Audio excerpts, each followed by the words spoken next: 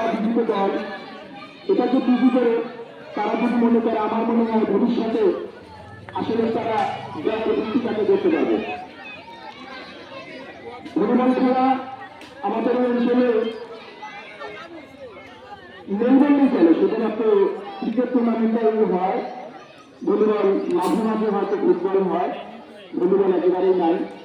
এই নারায়ণপুরে তারা আসলে ভলিবল প্রেমী ভাইয়েরা যে সুন্দর একটা আয়োজন করেছেন এবং সুশৃঙ্খল ভাবে খেলাটি সমাপ্তও করতে পেরেছেন, এজন্য আমি আমার পক্ষ থেকে জানাচ্ছি অসংখ্য ধন্যবাদ।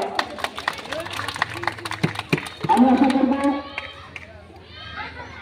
এই ভলিবল টুর্নামেন্ট খেলার পরে এই পরিসর থেকে এই আলো আমাদের সারা নারায়ণপুরে ছড়িয়ে পড়ুক। নারায়ণপুর থেকে বাসাইচিত ভলিবল খেলোয়াড়রা আমাদের এই নারায়ণপুর থেকে বাইরে খেলা অংশগ্রহণ করুক। বিভিন্ন জেলায় উপজেলায় বিভাগ পর্যায়ে তারা ভলিবল খেলার অংশগ্রহণ করতে পারে এই আশা আমি রাখছি।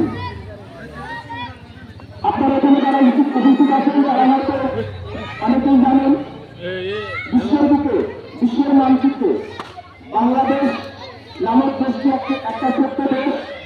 এই দেশ বিশ্বের অনেক রাষ্ট্রের নাম জানে না। ক্রিকেট খেলার মধ্য দিয়ে বাংলাদেশ সারা বিশ্বে একটা পরিচয় লাভ করেছে। বাংলাদেশ নামক একটা দেশ আছে। আমি অনেকে আশা করছি ভলিবল টুর্নামেন্টের মধ্য দিয়ে সারা বাংলাদেশে আপাতত নারায়ণপুর ইউনিয়নে একটা সুন্দর দল গঠন হবে। এখানে যে খেলাধুলাগুলো রয়েছে, যেহেতু খেলাধুলার নিয়ম কানুন বিভিন্ন সময় বিভিন্নভাবে পরিবর্তন নিয়ে আসে, কিছু পরিবর্তন এসেছে। তারপরে আমি যতটুকু শেষের গেমটা দেখেছি, যেভাবে খেলা পরিচালনা করা হয়েছে অত্যন্ত সুচারুভাবে সুন্দরভাবে। আমার পাশে যারা ছিল, আমি আগেই বলেছি যে এরকম হবে, রেফারি সাহেব আসলে এইভাবে দিয়েছে। যেটা শেষে আমার কাছে অসুবিধা গেল, ওটা আমি আগে মেডাল দিয়েছিলাম।